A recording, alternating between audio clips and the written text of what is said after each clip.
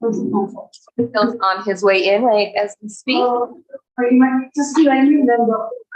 3 minutes till showtime. Yes, popcorn Hey, available. Will, how you doing? Still shoveling?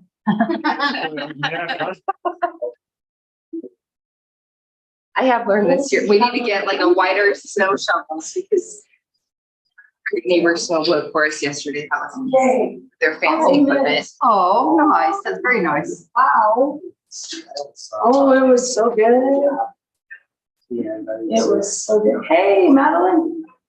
Good. You can read. Well, I just brought these. I don't need to stay. Fine.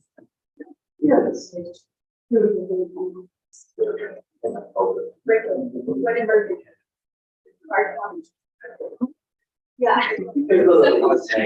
know what? I'm gonna give the bubble up here. I'm gonna give him a bill. Yes, is that okay, Mayor? She made a trip over here. But yeah. We'll be in public comment in just a couple of minutes, so that's right at the first. Oh, wait, I think you're right. 2 minutes, 2 minutes till showtime.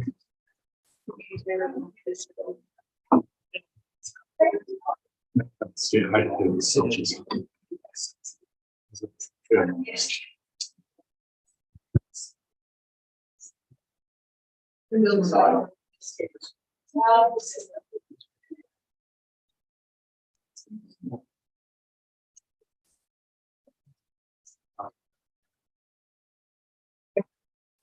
Oh, I can smell it's vanilla. I'm sorry. No, that's okay. Vanilla is a good smell. It's freezing out.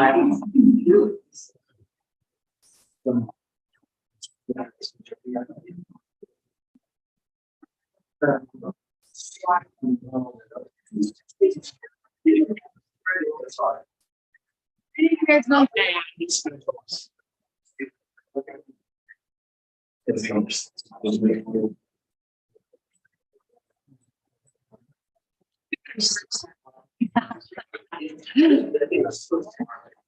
We think you have 100,000 and stuff. It's kind of cool. I haven't seen this page. It's How much do you have money? 1 second.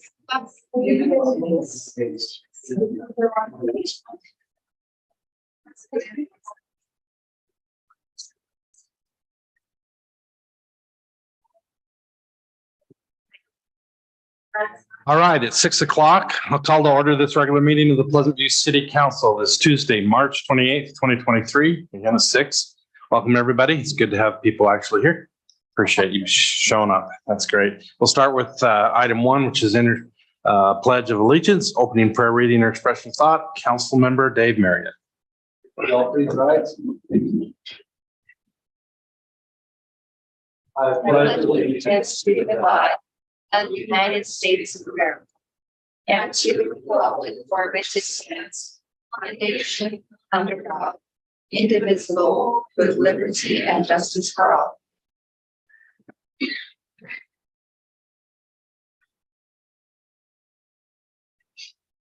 We're grateful this day for the opportunity we have to meet as a city council and business in the city. We're grateful for the opportunity we have to have a government that make decisions and we can serve the community. We're grateful for the blessings that we've been given to live in this great city. We're grateful for the moisture that we've received and for the blessings of having good citizens and good people. We pray tonight that we'll be wise and be able to take care of the things that are necessary tonight. Help us to be able to do the things that we need to, and these things we pray for and do in that Son, Jesus Christ. Amen. Thank you. Sergeant Noem, I can't tell you how wonderful it is to have you here. He's filling in for Chief Hadley. He's away to Chief Convention. Great to see you. Item 1B is declaration of conflicts of interest. Does anybody have any conflicts on the agenda? If not, we'll move to 1C, public comments. Questions are the mayor or council. I know we got one person who would like to address us with an invitation. I'm with you, please. Madeline. And we have a youth council.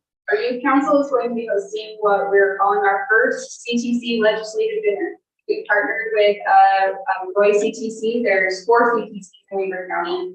That's communities that care. That's basically the way we run our coalition is using communities as our model. So that's where that comes from. But our youth would like to provide some updates to the people who have decision-making power in the communities that they live in. And so the youth that we're bringing and we'll be presenting with this are from Pleasant View, Harrisville, North Ogden, Ogden Valley, as well as and so we'll just be able to get a picture for what these are working on, things that they think are important, issues they're facing, and then just some awesome projects that they've had going on right now. So I just have a little hard copy of an invitation for you. So all right, I will bring these over here. And Yeah, that'd be wonderful. Thank you so much. if you have any questions or anything you'd like to clarify, my email's on the invitation. So okay, that's curious. Let us know. But it'd be way funner if I was down here with you, but Yeah, they are a fun group. So, yeah. Great youth. Great. So it's different than our youth city council. This is true, Weaver County. And this is different from our youth, but we coordinate with Madeline and the Weaver CCC. In fact, they're going to come, they were at our Santa event and they're coming to our Easter candy grab. And they kind of enhance the activities. Bring your snowshoes. Yes. With them, and they're also participating in Founders Day and other events as well. So we really appreciate the You might support from Weaver CTC. just mention the 4 different cones so you mentioned Roy, but Yeah, absolutely. Yeah. And thank you, Sarah. We love working with such a great city. You guys do such fun things. So it's really fun to join up with you. So the Weaver School District set up 4 cones out of the high schools in Weaver School District. So you have your Fremont cone, your Roy cone, Bonneville cone, and then Weaver cone. And so I'm with Weaver CTC, and then we work out of the Weaver cone, and then all of the junior highs and elementary schools that feed into that. And so sometimes it's a little easier to define it by city boundaries though, because school boundaries can change. So even if we're looking in the future of if school boundaries change, we'll still maintain the cities that we've worked in and things like that. We don't imagine that'll affect Pleasant View too much when that new high school is built in Weaver School District, but we're anticipating it right now. We don't know what it's going to look like. High school age students. Mostly. We do have some 9th graders as well. We engage youth as young as 8th grade. We try not to go too much younger than that. And then honestly, by the time they're in 12th grade, they kind of do their own thing. So really, a lot of the bulk of our students are from 9th through 11th grade. So you have smokers doing that. Yep. And the Weaver High. Yep. And then we actually do have a couple of students that, because really the only requirement to join isn't necessarily even to be in the Weaver Cone. We do have some students that live within like North Ogden, Pleasant View, but they go to some of the charter schools. And so we do try and engage students just within where we live. Yep, exactly. We have a couple homeschool as well. So thanks for stopping by. thank you so much. Of course. Thank you all for your time. All right. Thanks, Madeline. I'd encourage you if you can make it, try to make it. That's awesome. Okay. Any other members of the public? If not, we'll move to the consent items. Item 2. A is February 11th, 2023 and March 14th, 2023 minutes, and 2B is the bills of Pleasant View City. Any questions, corrections? Mayor, I'll make a motion that we approve the consent items. I'll second the motion. Motion to approve the consent items. Motion by Aaron, second by Mary. All in favor, say aye. Aye. Any opposed? Motion carries. Item 3 is municipal wastewater planning program. Discussion and approval of the municipal wastewater planning program annual report for the year ending December 31st, 2022. Tyson, always a thrill to go through these. Yes. No, and I'm just planning to skip to some highlights. Hopefully you've had a chance to review it. And the main purpose of this is to identify issues. It's sort of a general overview of your system from financial to your practices and your planning for the future. Mike Hurst worked through this and worked with Laurie on the financial side. There's not page numbers, so I don't know why it prints that way.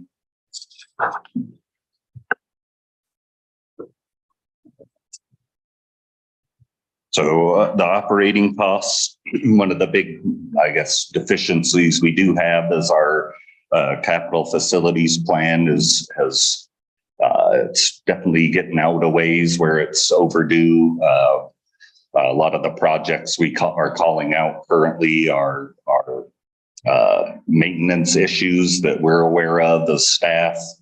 Most of the old capital facilities plan is outdated. The projects were either done or deemed unnecessary because of development over the years, and you either got a capacity need addressed by getting an outfall through a subdivision or something to that nature. But that's definitely one of the bigger ones that we're working on. They've done most of the data research to start doing the capital facilities plan for it.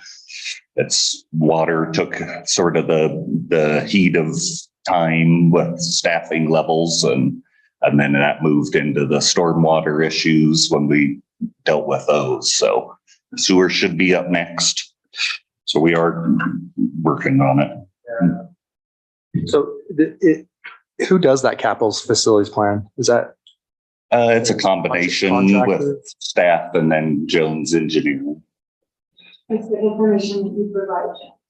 Yeah, we provide a lot of it, and we purchased a flow meter that's specific for sewer to address the capital facilities plan and help collect data.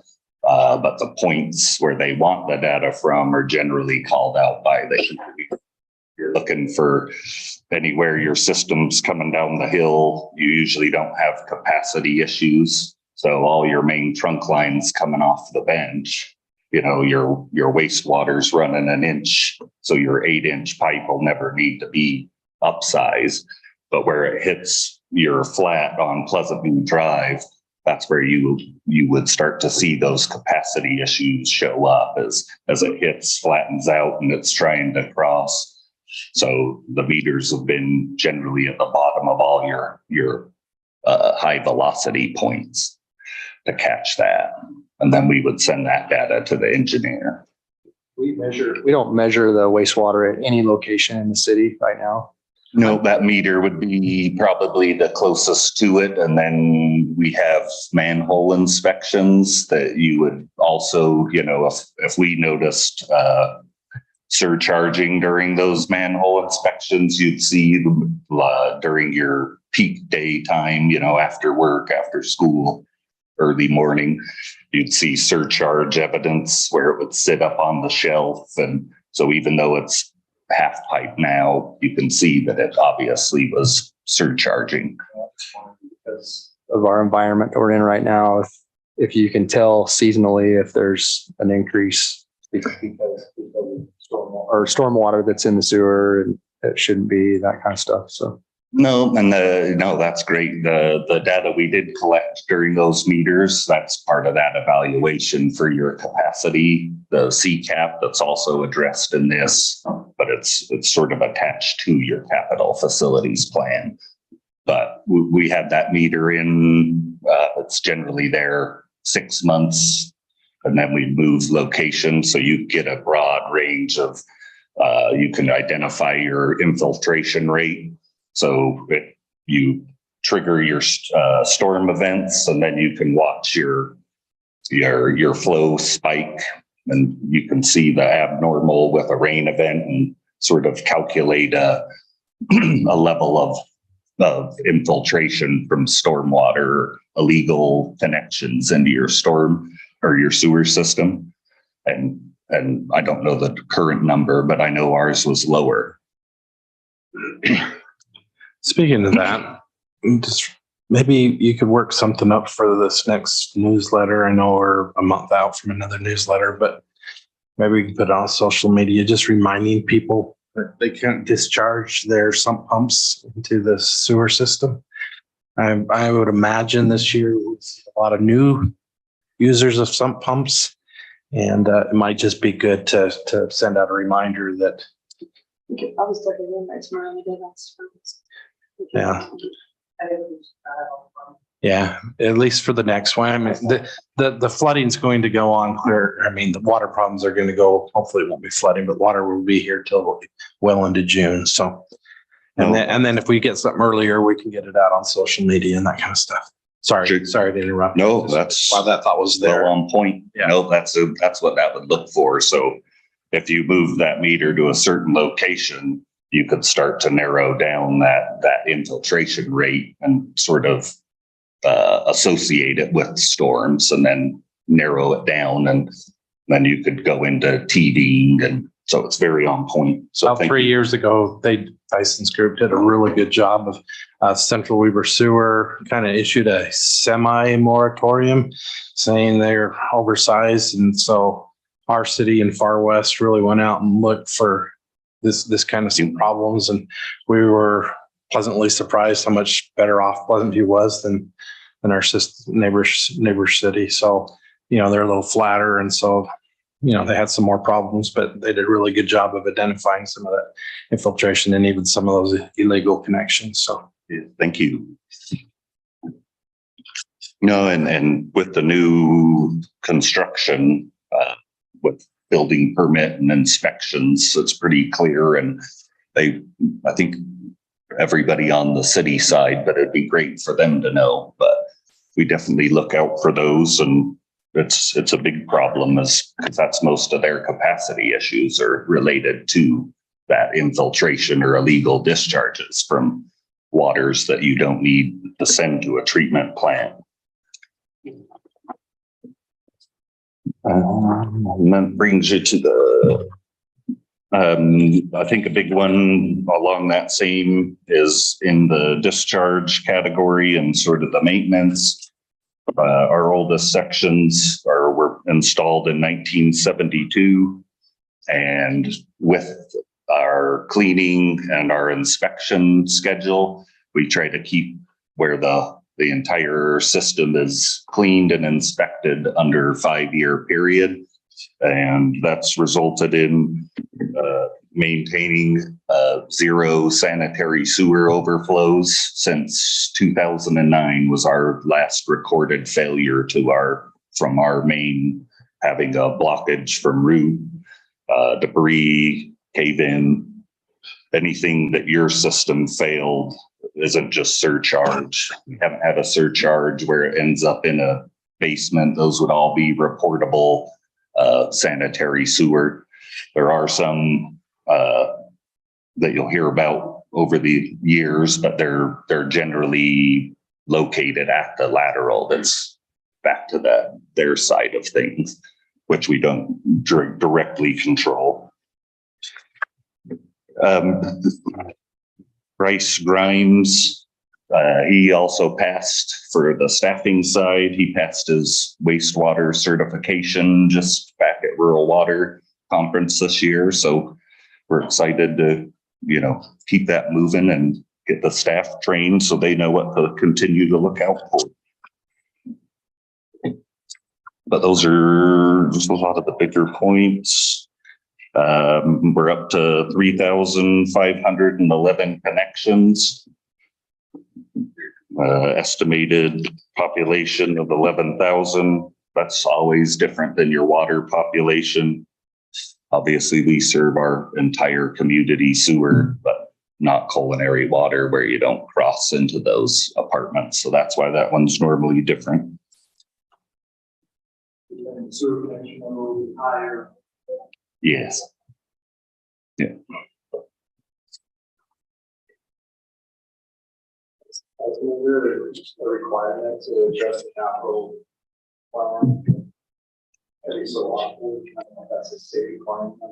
Yeah, they're supposed to be looked at every 5 years. Any of the utilities are in that 5-year mark. And I think ours was, yeah, it's been a minute. Not the sewers. Yeah, the sewers is older. them parts. So, yeah. So we used projects out of that one. So we ran out of them maybe roughly 4 years ago, some of the projects that were identified in that one. Yeah, it's just been kicked to the side. We were dealing with water moratoriums and sourcing issues, and those plans aren't a quick for any one of the departments. They're very in-depth studies that go along with them. Lots of data, and it takes a lot of time to build through them and make something that's useful for you to use on the planning side.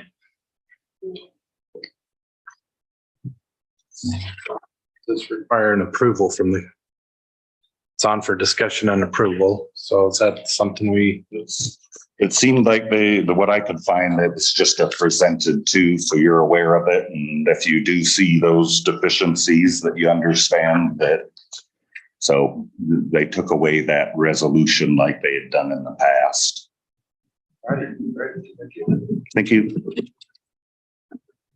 Item 4 is park rentals usage policies. Discussion regarding existing park policies relative to portable restroom requirements, park rentals and usage by non-city recreational leagues. Know that 2 council members asked for this. Do they want to take it? Or are you taking it? Or what's the? They're welcome to lead if they'd like.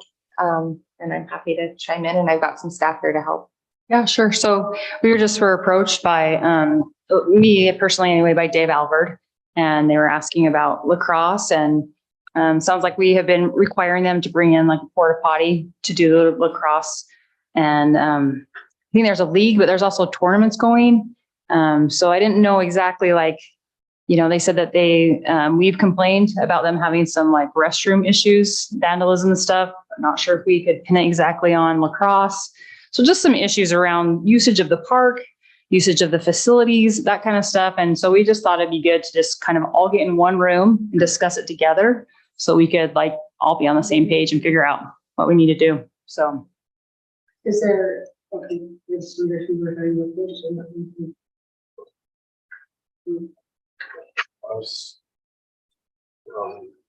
I guess I'll leave that up to the council. I mean, it's not a public hearing, but did you invite them to? I think it'd be great if they could tell us kind of their side, their angle, and then we can listen What's your to. expectation? I was hoping that we could hear all sides right here today. Okay, So, go. we were debating whether just. Please state your name. I'm sorry. My name is Dave Alvord. I coach at Weber High lacrosse, and I also run the Weber Youth Lacrosse Program here, right, Pleasant View, North Ogden area. We have had a really good working relationship with Pleasant View for years. I've been involved with the lacrosse program for probably, 7 or 8 years. We've been here at Barker Park for probably 10, 11 years. They had a really good working relationship with the city. And then just recently, I think that, in any relationship, you always have conflict, right? But it's always been productive conflict. The city said, hey, this has got to go, or do this differently. And we say, okay, yeah, that's a great point. We'll try to do that. And then we say, hey, this is the way we see it in the city, and the rest of people, city and companies say, yep, okay, we agree. Let's go that way. And it's been very productive and positive. It's been a good thing. But the reason that I reached out was because I think we had gone from productive, open communication to this is how it is, and like it or lump it. And I said, well, can you help me understand a little bit? And then I think we kind of fell into a lack of communication. So we didn't know right where to turn. So we reached out to some folks we know in the community. I live right here locally. I live probably half a mile away from here. Randy Allred's the head coach of Weber Lacrosse. He lives also probably half a mile away from here. So we're in the community. It's a volunteer basis. We don't take a dime of money to do this. We probably have, I think I tried to tally the kids, but I think we were in the low 60s of residents of Pleasant View that participate in lacrosse. And we're the second largest program in the state. So we have a lot of interest. We've had a lot of good momentum going, good mojo with the community, with the people we work with. And it's just been, to me, it's been a really positive experience. Positive enough that, we take our time, don't take a dime for it, because we believe in it, right? We believe in what sports has to offer for youth. So anyway, where we got to where we are now is there was some vandalism that happened at the Bowery. The toilets were messed up. And then there was an event that I thought that we were all on the same page with this. And if we're not, it's okay too. There was an event here at Pleasant View Park where there was a baseball event going. People had rented the Bowery and a full day of lacrosse. And there was a lot of people at the park, which was awesome. And I think the bathroom got overran, paper towels, toilet tissues, whatnot. And it just became a lot, and this is where logic and reason, where I think that it would be nice to just be able to talk about it. Previous 10 years, we'd never run into an issue like that. So we said, okay, to make it easier, last year we brought in porta potties, and it's not my money. Again, I'm not taking a dime on this. So, and I try to treat the funds as sacred money because it's the kids' money, and we try to stretch that out and buy equipment and all the stuff you do when you're trying to run a rec program. So costs are important, and it's fairly tight. And we haven't raised them for 10 years. So, so I said, hey, can we talk about this? Because it doesn't make sense. And if somebody from the lacrosse program was damaging something, we would fix it. We'd make it right. We have a mantra that we operate by. There's a New Zealand All Blacks rugby team. The captains say sweep the shed, and the shed is their locker room. And they clean it up, they take care of it, and the players do it so that the janitors don't have to come in and do it. And we tell our guys all the time, sweep the shed. And when Amy talked to us about some of the damage that happened, we sent out an email and said, hey, this is our house. We got to take care of it, right? So after all of our games, I'm sure there probably is some garbage left, but the teams walk around, sweep the shed, look for garbage, pick it up. So where we got to where we are now is, I think it's gone from productive conflict to, hey, this is how it is, like it or lump it. And I was asking for if there's any like city ordinances or policies on how we handle park usage.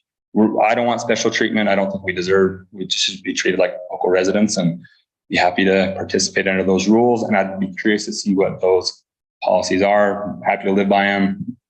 Happy to use the beautiful facilities we have here. And I think that's kind of how we got to where we are now. I think there's, it's a very complicated, and when I say complicated, you made one comment about somebody was using the baseball, somebody had booked the Bowery, and you guys were running, I believe, a tournament. And so there were a lot of people. In fact, the Bowery claimed that, yeah, we rented the Bowery, but there's not a place to park. The parking was clear up into some of the neighborhoods and stuff like that. So, I think it's a very complex problem that we got to figure out as to when we have this kind of events. I mean, it's a little different if you're just practicing, right? Great. But if you're going to have 200-300 people here, and then maybe we got to say, oh, this is an event. We're going to reserve the whole park, and then we'll have to figure out from there. But it's when we overrun our park. You say you're the second biggest program. We're like the 60th biggest city. So, it's there's kind of a disconnect there really from.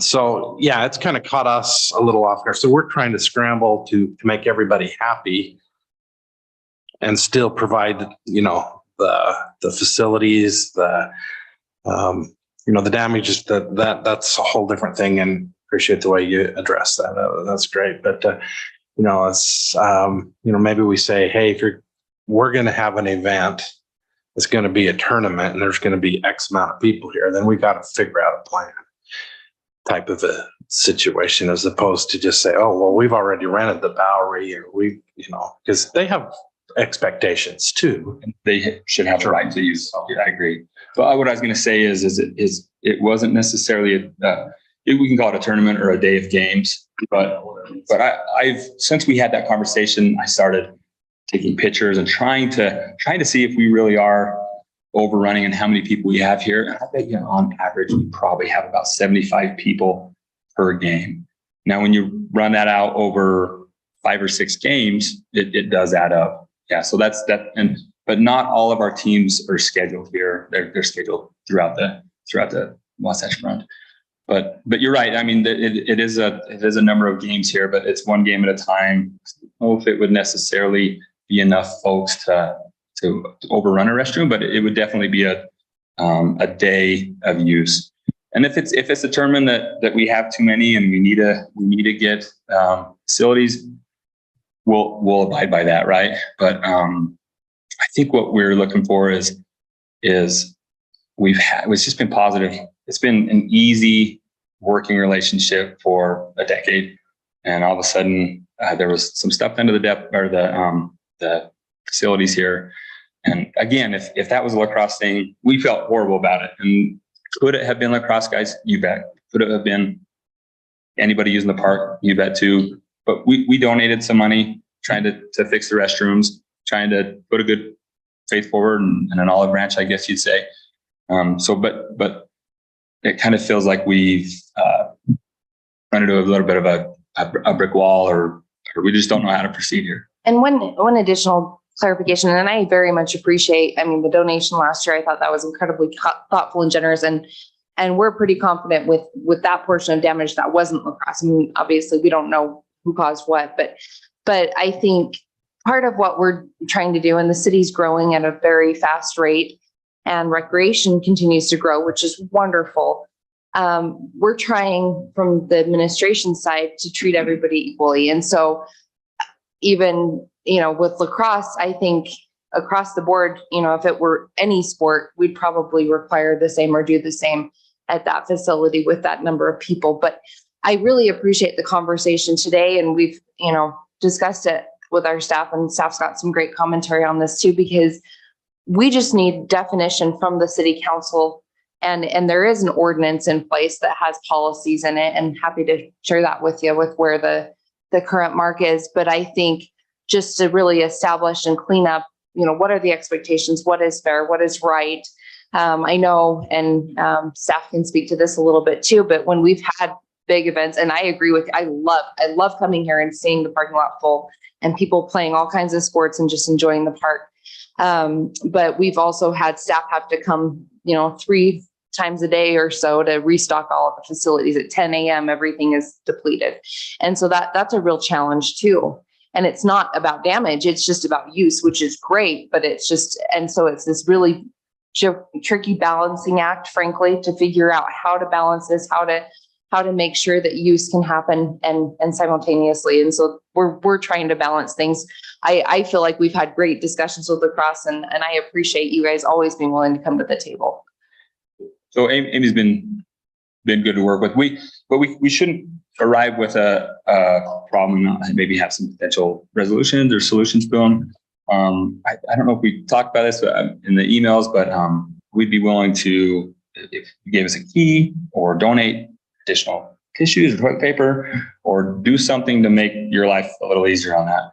Truthfully, though, I genuinely believe that the games that take place at the park, and I'm going to start. We've only scheduled one event at the park this year because we don't want to run into those problems. But I'm going to count, and like I said, Tyson or any of you guys are welcome to come and verify that my numbers are straight. But I'm gonna because I'm there all day anyway. So I'm gonna count how many attendees we have, and I'll let you know. But I would be really surprised if we had more than 150, 200 people there. How many games? You said 75. Well, I don't know. I'd be interested to see how many we get there. Our games usually start at 9 a.m. and they end at and it depends on the day. Some days they end at 3 o'clock, some days they end at 4 o'clock. Yeah, I don't know. How many people you get? So, each team has about. Can you come to the mic? I'm so sorry. Each team has about 15 players per sideline. So 30 kids, right? And yep. Yeah. Okay. Yep. I'm just trying to get an idea. That's fine. Yeah, no, and I think that's good perspective. But along with those same lines, is we're looking at that count. You also have to take in consideration that the locals from Pleasant View are not probably using those restrooms. I'll use my family, for example. My wife wouldn't use a public restroom, especially when she lives down the street. Yeah. Right. But my People point using being, the Bowery might be. right. So I'm saying of all the people there, it's not necessarily just they're not all using the facilities. And if the toilet paper's out by 10 a.m., we've had one kindergarten game because we start with kindergarten, first grade and work our way up. those teams have Oh, seven, whatever. 7 players. So there's no way that lacrosse ran out the toilet paper by 10 a.m. No, you guys got to stop. Yeah, you got to stop taking it so personal because you're not just a problem. The problem is the overbooking of the park, if you will. If you're running a tournament instead of a practice or whatever you want to call it, if you're running games instead of a practice, and we've got the Bowery booked for the day and somebody's running softball, that's a problem we got to figure out. And that's not going to say, well, lacrosse has got to be the ones to suffer. That's not what we're saying. We've got to figure out maybe we can't do that. If we know you're going to have an event, whatever you're going to call that event, and we're going to have that many people here, maybe we just won't book the others or whatever. So we just got to coordinate so that we don't come where people parking clear up in the neighborhoods, because obviously if you're running games and there's 75 people, that's a lot of cars. But the problem becomes when the game one end and the other starting, you have 150 people while they're drifting out to their cars. And yeah, sure, they're making parking spaces available, but that's for the people that come late. Really, So you know what I mean? So yeah, Question too. it's a Yeah. big problem. So I understand you're running a league and you run tournaments as well. Is that right? Oh, The league. we coach the high school, and then I coordinate the league. No. They don't. So the league normally runs, what's your season? Yeah. So our first game was a couple weeks ago. And we got snowed out a little bit. So it's the mid-March to probably the end of April. Before May. Memorial, for sure. Yeah. We do all the rest of the year. So there's a spring season and a fall season.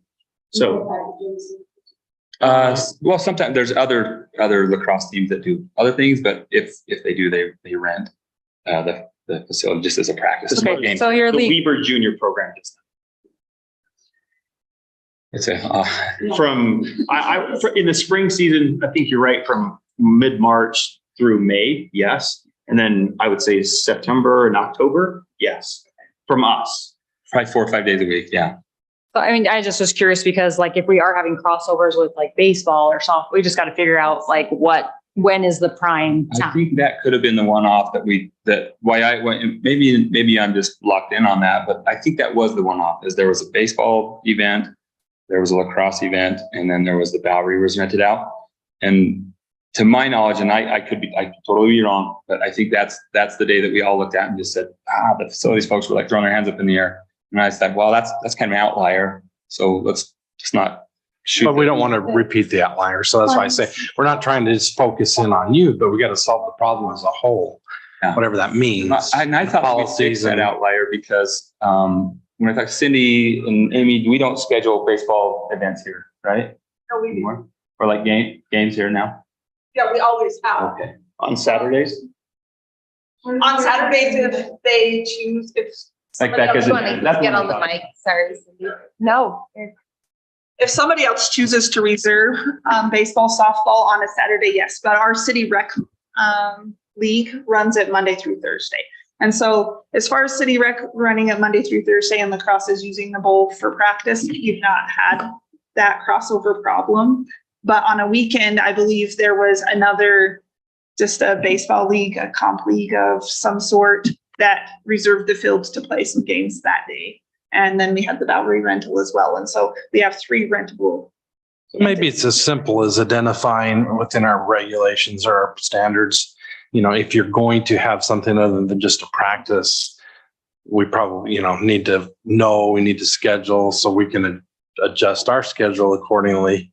Maybe even make arrangements for employee to come in more often or something, but not rent the Bowery or, I don't know. Well, and we're not going to solve it right here, but That's okay, just some of the challenges that we have with city rec and the fees and everything that we have.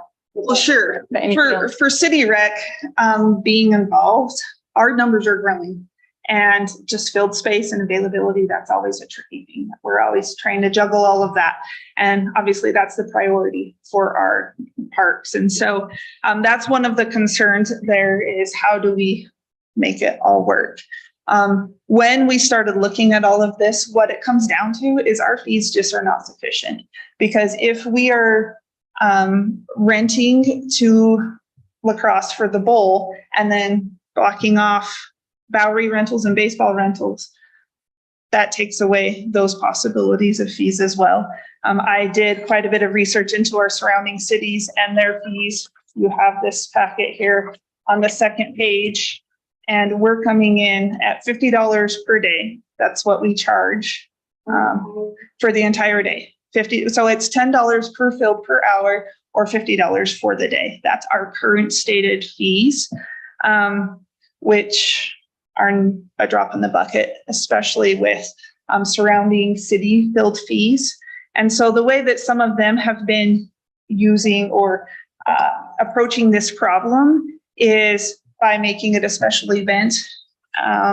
And actually, if you look at our special event application, a field reservation of this magnitude would fall within that because the event involves more than 200 people. But we've never had our field reservations fill out a special event application before. We just haven't connected those dots or done any of those things. But for instance, Roy City has the league fill out a special event application, and then they pay a special event fee to have a staff member there to take care of some of these facility problems or those kinds of things. But just as a statement, Far West rents their fields at $50 per hour per field, or $250 for the day for a league to come in and play. Roy is the same, $250. Ogden is there and more, and has quite a few policies to step out on that. Harrisville will not rent to outside people. A lot of that is because they have a lot of retention basins, as do we. And so that's tricky and that's hard. It doesn't give space to rent. North Ogden is currently only renting to soccer, and they are booked out. They don't have any space available. They don't rent to anybody else. So that's where we are. Plain City is somewhat on the same page as we are at the moment at $10 per hour per field. But anything over 1 hour rental, they add a grooming fee, and they acknowledge right now that it's inadequate. They are currently revising their field use fees as well. So I know that it's a really big pain for us to say to La Crosse, hey, you have to bring in a porta potty to make sure we have that for all of those people. Maybe that's not the way to handle it. Maybe the way to handle it is with our fees being adequate so that we can support those things. And if that means we still need a porta potty, then the city provides it, or it still means that there's staff here to monitor and take care of some of those things.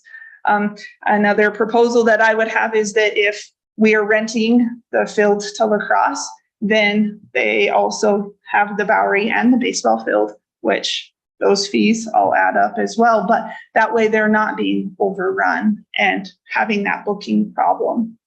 So it does need to be per location as well. It's hard to say just, 200 people, but depending on which facilities are available. That's my question. Why, regardless of what policy we have, it needs to be equally applied. So if it's science club that has 200 people showing up, it needs to be the same rules, right? So it can't just be a lacrosse rule and then baseball, we're going to not require them to do it. Oh, you're asking. So yeah, across the city. And the biggest thing I know dozens of kids that play in this lacrosse program. I think it's incredible that we're doing it. I'm also, though, need to be cognizant that I'm not the one there cleaning up after. So it's both sides of it. But I will say the fees, I pay $50 an hour to do basketball practices at the Far West Rec Center. And so every week I go pay $50 for our team to practice for an hour there. So I do understand, but then again, to assess it right now, if we're going to change our policy right now as their season's starting, I think that's also troubling, right? So I think anything we're looking at is probably looking at, kids have signed up, kids have enrolled, to go back to parents and say we're doubling or tripling this situation. Yeah. But it hasn't, we haven't had them fill out the event application ever, right? By 12 years of course of dealing, we've never done it once. So we can't say, but the previous 11 we didn't. So that's what I'm saying. Tournament, but for multi-game days. game day. but not for practice. Yeah, and I don't. And you only have one of those planned this year? For their Or- tournaments. Typically like, what, four? Well, our season's 7 or 8 games, and we usually have 5 games here.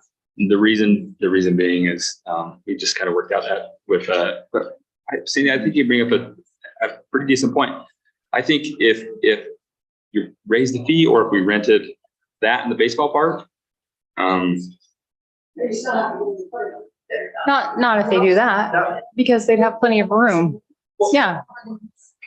Well, so our city ordinance says 200 people is what the private event, our application says 300. So we need to reconcile what our documents say. Revise. I think that's what we've kind of come to here. We need to revise all those policies and look at the rates and everything together. But The city is sufficient to be able to take care of all of the residents, not just lacrosse, but make sure that they're taken care of in everyone, because we have limited park space. We have a lot of people who want to use these parks. We need to be fair and equitable, like Phil said, to all needs and address that. Steve, yeah, comment? Amy, what was the wording? Enhanced use. So I would propose, as we do this, that we take out the number. Because I don't want you to count 75 to 100 people. I think that's ridiculous. well, yeah, I'm just curious. That's ridiculous, honestly. But if we have an enhanced use, which there's a normal use for practice, there's normal use for whatever. But if we have an enhanced use that I think we need to define, this special event or enhanced use, I mean, I really like what Amy said. You know, there's normal use and then enhanced use. That would fall into one of these things. I don't know. We'll have to decide that. I don't think we're gonna Have to define it. we have to define that, because it is usage. I mean, tearing up the field. I mean, all these different things. You know, we've had the all sports park down there that we've tried to put together for this lemon, but I still don't think the field's ready to have a big practice on it. You know, and so well, not right now. It's just soaking wet, but we need to. And we talked a little bit with Dave, and I talked with some of the people. And I think we need to go through and set these things out there and define some things. Again, I hate the numbers, 200, 300.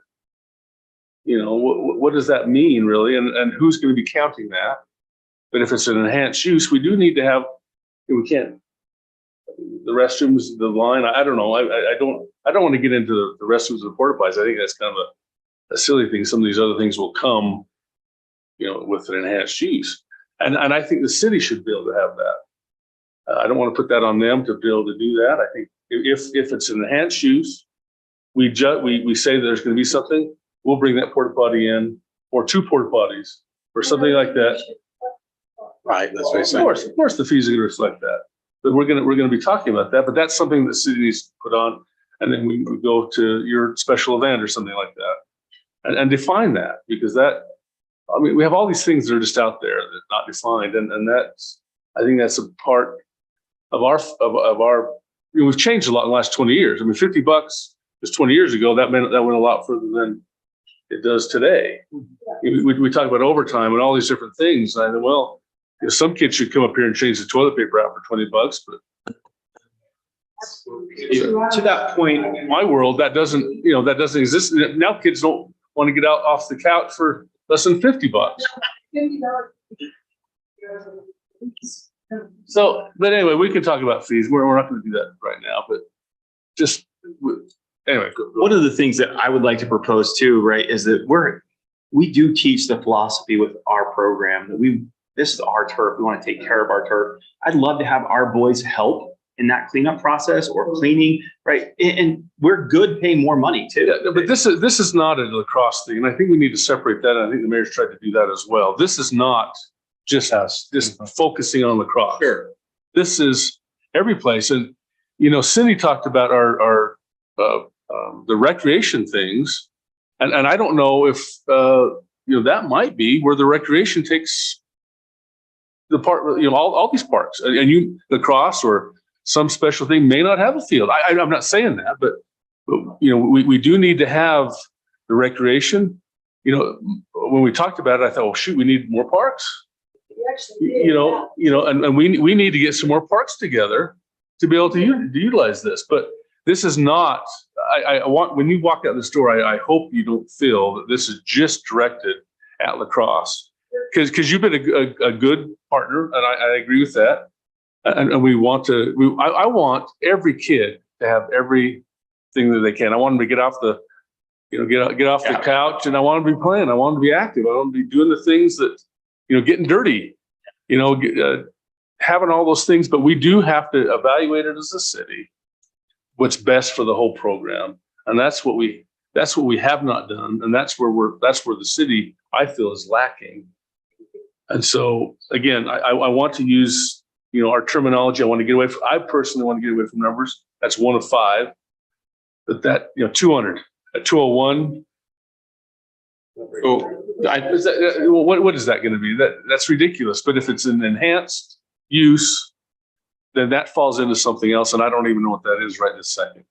So I think you bring up a couple of really good points, and all the information we've been talking about today is probably the logic or reason that would have helped us wrap our mind around it, right? Because previously it was, we just think you guys are just overrunning the park.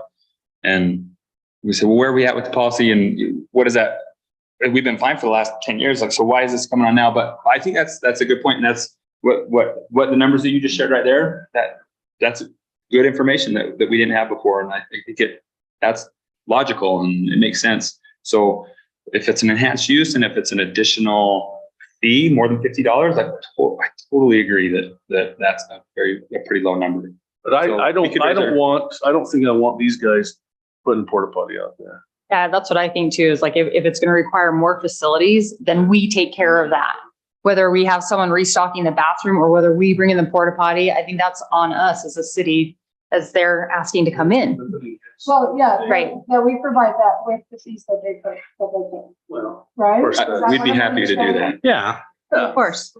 But we're not going to be making money, but we're a facility. Oh, I would love to, actually, thank you. Yes, Mayor just brought it up. Another restroom facility over there for using Spark, yeah. Well, Add it to our ramp discussion list. $500,000, we can put 2 restrooms in. Interesting program. So Okay, well, and one side note as well too, though, is with lacrosse and soccer and some of these things, they do reserve outside our window of having the water on because it's early spring and it's late fall. And so those ones, they have soccer especially has provided. Well, but what about when we're in third winter? Right? Well, if it's not open on April 22nd, we're going to have porta potties out there regardless. But then that could be on So us, right right? now, the current policy is in the ordinance and it's under park use guidelines. And I'm just clarifying this right now. This is what we have to work with. If there is a desire and direction to change, we can bring something to the next council meeting, however you want to do that. But it says restroom facilities are provided at many Pleasant View City parks for public use. These buildings are open for use from approximately May 1st to September 30th each year. Events scheduled outside this period or events with 200 or more attendees must rent portable restroom facilities at their own cost. So that's in the current park use guidelines adopted by ordinance. And so if, again, you want to veer from that, we need to make some changes. So I think we need to come up with a policy that updates, revises the fees. So for the immediate need though, what are we doing this year? Yeah, right now. So April 22nd, it's before May 1st, according to our policy, there's a porta potty that needs to be. So yes, according to that policy there, kind of just stated filled policy has always been April 15th to October 15th because that's Pine View Water type thing. And so, yeah, there is some discrepancy here, but in all, he would have expected bathrooms to be open by April 15th. Because that's generally our guidelines when we see it stated here May 1st, because there are years like this that we don't know. But when it comes down to it, if it's not on, then they've provided restrooms. So I don't know. It's tricky. It's all of these moving. SWAT does, yes, if it's pre or post season. We've not had them provide them during the season, regardless of the number they have there because of location. They're at Shady Lane. There's 3 bathroom facilities down there and it's never been an issue. The location of Barker Bowl, not really being able to accommodate that with one facility and that number of people has been. Would we allow lacrosse to book Shady Lane? The problem really comes over lacrosse. So lacrosse paints their fields on there, soccer paints their fields on there. There's not really a way to share it at the same time, if that makes sense. Even if we could get their days to be different, I don't think that it works. Do you? Talk April 22nd this year. Yeah, because I'm not sure we're going to get a revision before then. Right. So I'll leave it up to the council. What's your desire? Do you want to follow the regulations? And you're just going to have to bite the bullet for April 22nd this year and we'll redefine things. That's question though. I wonder if the field's even gonna be ready for April 2nd. I It think might that's not what be. we want. Yeah. I would like to see something in, Amy, while we're making policy, is being able to shut the field down when the conditions are not right. Yeah, this could be a problem this year, definitely. So. Yeah, and that's the one, we've used it maybe once where if your field is too wet, because they get to a point under those basins that then you're allowing them to come in and that it's gonna tear your sod up. It's so saturated, you get down on that lower half.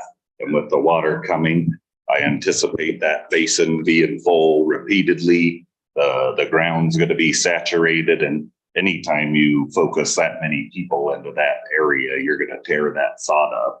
And my number one thing with that is I don't believe in letting public facilities be destroyed or ruined that you're then using public money to fund because you aren't getting it from your fees. This could be a very bad year for, well, it is already. A lot of high schools already missing games, not just lacrosse, but I mean, there's all their spring leagues and everything. The weather warming up.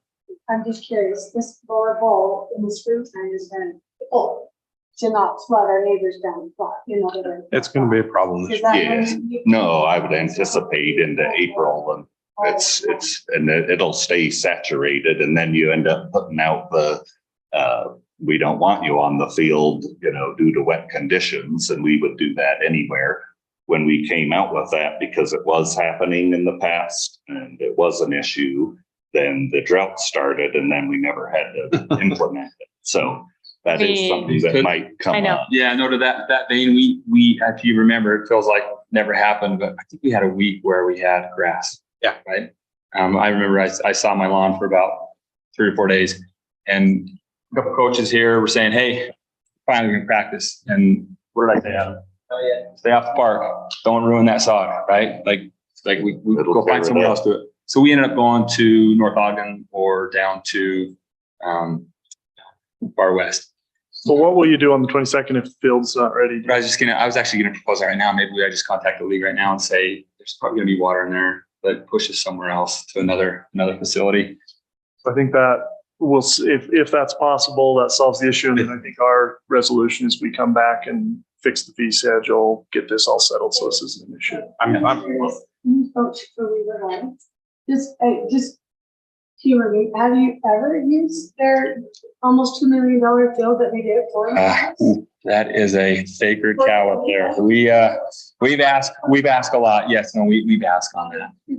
We were able to use it. We were able to use it 2 Saturdays ago, and it cost us a lot of money to use it. And luckily we had donors come in and people to pay for it. It was like $100 an hour. But we were paying their own insurance policies. So, All right. So that's kind of where we'll revisit it. yeah. It will be on an agenda in the future, hopefully not too far future. We can get you a copy of what we're proposing so you can come to speak to it or question, whatever beforehand. So we're just not going to pass something in the midnight hour. So we want your input. And this is information that I think we're just hearing now for the first time, which again makes sense, right? I think we get it.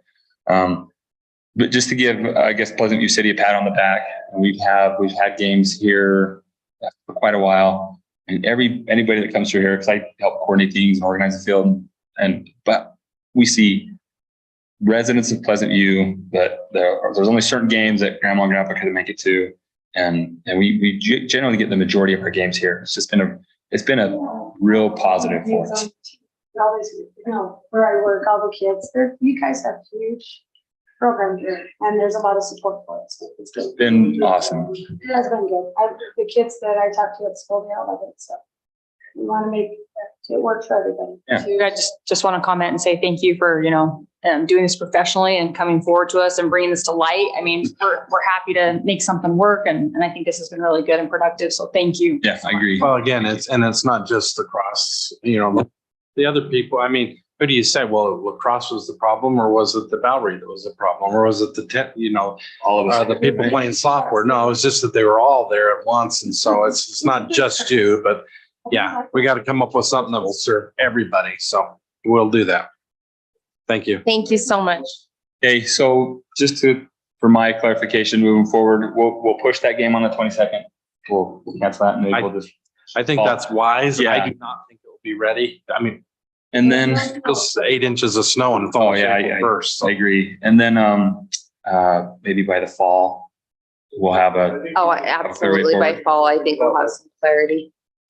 If not sooner, and we will keep you updated on that. And then also, you know how to reach me if you need anything in the meantime. okay. Thank you. Thanks for coming tonight. You kids didn't make it? it's sure sad to get rid of that certain question. Oh, it's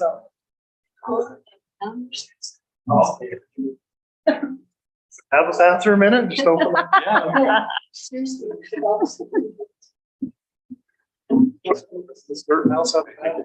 Okay, grandma. before we go to item 6 or 5, let's quickly, did the chief leave anything? Okay. Totally down. Before we go into a closed meeting, is there anything really pressing that we gotta get for everybody? Because we're gonna go into a closed meeting. It will be just the council. I know I've been getting a lot of questions about water runoff and our preparation for that. And I know Tyson addressed it last time, so. So I am going to be putting together this week and something we can push out to residents, just like a flood preparedness and mitigation piece, letting them know what resources are available locally, letting them know what some of the different things they can do with different types of flooding, whether it be groundwater, water, oh my goodness, or seeping or whatever forms, and just really kind of try to help educate, because there is such a large amount of water and we want to make sure to help however we can. So I will get that to you all. We'll push it out through our utility billing. And then also if Sarah can help me get that out on social media. Can I just make one recommendation for that? There's a gal in our neighborhood who's like older and she can't even lift those sandbags. So like Spencer came up and helped her with them, but I'm wondering, we have so many youth groups that are willing to volunteer. If we could somehow put the word out that if you can't lift your own Could sandbags. we get a list? Could we get a I don't know if list? you could help me. Maybe we could coordinate, but just have a list. If you need help with this, call. Right, and I think we need to put that out. Like if you feel like you need a sandbag and you need help with delivery, then we could coordinate the youth groups to deliver those, or the lacrosse team, I'm just gonna say, yeah, hit us up. Yeah, I saw the sandbags. Yep. Oh, I'm sorry. I failed to talk about one other thing that we were looking to address. When last year, again, productive conflict, right? Our goals were in the way of Bob. And I totally agree that it's stinks have to get out and drag them around and move them. So we've moved them all throughout the park. We probably tried 4 or 5 different places, under a tree, on the parking lot, on the sidewalk. And the goals to buy them new, set them up, they're probably $1,500 each goal. So they're fairly pricey. I'm just going to go pick the new ones up tomorrow. I just had them done, powder coated, refinished, new nets and everything on them, because where we're putting them right now is right in the middle of that catch basin, right? So they're usually under a couple feet of water. And we had a kind of a handshake agreement on how we're going to go with this before the facilities across 89, and it was going to be a 6 foot by 6 foot concrete pad on the east side, so they wouldn't be underwater, and they could and wouldn't be in the way of a lawnmower either. And I think we offered to pay for it, or you said you might have money to put that in there. Yeah, I don't think we had offered any money on that. Okay, yeah, and we'd be happy to put that in and do that, but East side or west side? North side Oh, or don't south? talk to you about that. Parker, yes, so. Yeah, make that just be out of the bowl, to get out of water, so even the east side of the bowl will have water, if it historically hasn't. Yeah. Just because they use the line, so. Can't guarantee it, but it will be less likely to. Yeah, the probability of them being under 2 or 3 feet of water there is pretty low, yeah. Portion of water. Well, this year would be good, just keep an eye out on it and see where it looks the driest, because this year's gonna be a banner year for figuring that out. Would be my advice. I guess we can address that when we talk about fees. I'm just like goals. I'm just wondering what soccer does, I just want to have universal rules. Bring them out so they have to have it off the grass. And we talked about that, but I think yours are very, very heavy. Is that? Pretty heavy. Yeah, like kids couldn't, it'd probably take 4 or 5 kids to move them. But I mean, if we had we should. 501(c)(3). I'm Dave Alvord, I run the Weaver Lacrosse. I probably should be a nonprofit. All right. Can I ask Bobby a question? Sorry. Thanks, Dave. Okay, thank you guys. Appreciate it. Thanks. I haven't passed this by everybody else, but I want you to think about this in the summer. Can the police officers at 10 o'clock at night check the restrooms, doors? See, we put that out, it's just, we figure out calls to, and, we try it. Well, we had that problem with the night, so, and with they're all, Tyson, we find with scores, again, we got the timer being screwed up. Supposed to lock automatically. It started at 30, starts shutting. I just don't want those little jokers in there to block it open and be able to go in there and I cause. think they were just, nobody had fixed it, nobody had adjusted it. Just gotta. That is, so between 10 and 11 or something, we could have. But the timers, that doesn't matter. They block the door open or something like Yeah, that. it's a lot of them block. I want them to be able to go check and make sure that door is locked, and so that they can, like the deadbolt's not locked or rocked. Rops would lock the gate. So we didn't run that many calls. That is something you guys are in place. Okay, perfect. So every night, I do that before, if I see one officer just did park, and they see other three. Yeah, this vandalism, we can nip it in the bud if they're locked. Do you think that we've talked about putting security cameras there? I mean, have we done anything with that or? Tyson, they're asking about cameras for the parks, for the bathroom. I'm gonna address that because They're on order. We only got the 2 installed just to deal with issues going on up here. Oh, yeah. Yes. Okay. Yes. Good ears. Anyway, I want to have at least that. but we're still working on, yes, the answer is yes. Thank you. Thank you. All right, I'd entertain a motion to go into a closed meeting to discuss the character, competence, mental, whatever all that stuff is. I'll make a motion. We go into a closed meeting to discuss that. I'll second the motion. Okay, so motion by Arrington, second by Mary. Harriet, did you get that? Okay, roll call. Nelson? Yes. Arrington? Yes. Gary? Yes. All right. And, okay. I would suggest we move into the conference room.